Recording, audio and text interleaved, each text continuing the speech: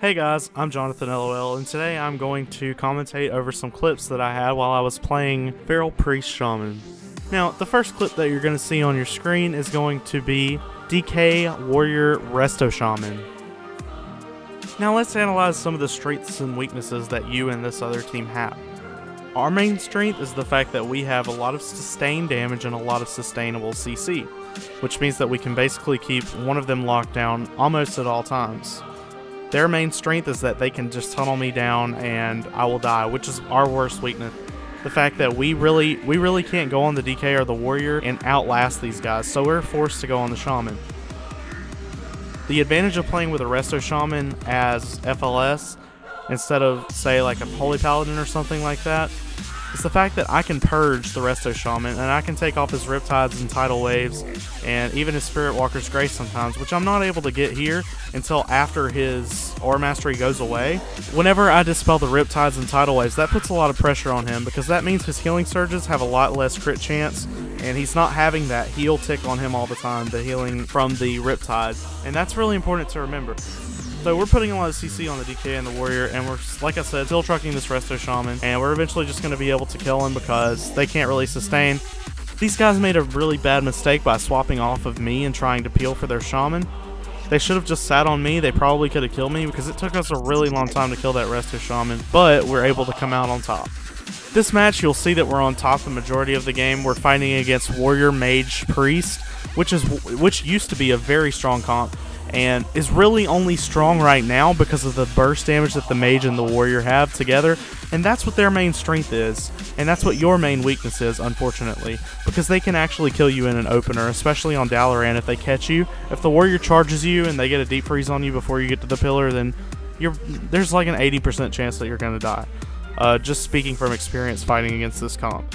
But your main strengths are the same as last time. You know, you have a lot of damage during your cooldowns, and you have a lot of CC pretty much all the time. You have Fear, Hex, Cyclone, Root for the Warrior, etc. You know, I have a Root as well. You really don't have to deal with the Warrior all the time, but you do have to deal with him, and he is a force to be reckoned with.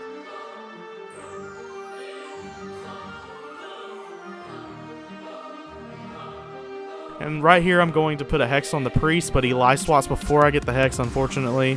He doesn't sit the Hex very long because the Mage is actually really good at dispelling. We just CC the Priest some more and keep tunneling the Mage, and eventually we're going to get him down. Because remember, your Shadow Priest can always dispel that Ice Block, and that's the only thing that's going to keep the Mage alive. The only real chance this team has against you is to go on me, which is the Resto Shaman, and that's really their only shot. They can kill you in the opener, they can kill you at any point in the game.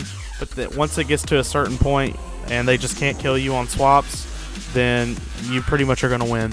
Now I want to show you the strength of FPS, or Thomas Edison Cleaver, or whatever you know it as.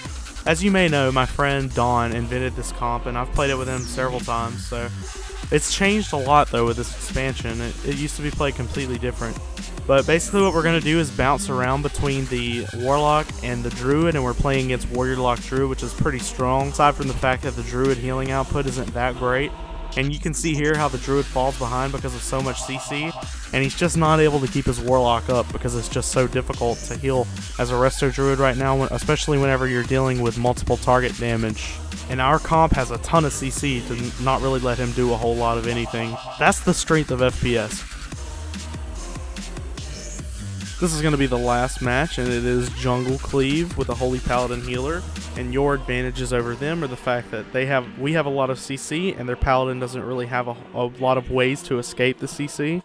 And their advantages over you are the fact that they do a ton of damage, and that they have a lot of CC as well. They have more CCs than we do. I don't know if you've ever fought against Holy Paladin Feral Hunter, but the CC just lasts forever. If they get a full chain on you and you don't get any dispels, the chain is like 30 seconds long. It's ridiculous. We're going to have an easy time here, basically because we can CC the Holy Paladin, and eventually we can go on him if we need to.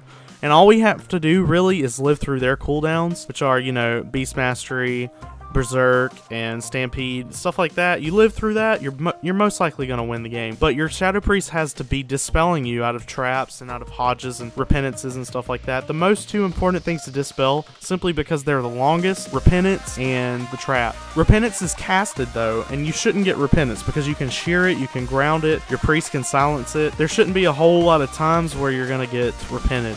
But sometimes it happens, and sometimes you're going to need a dispel, and your priest is going to have to be aware of that.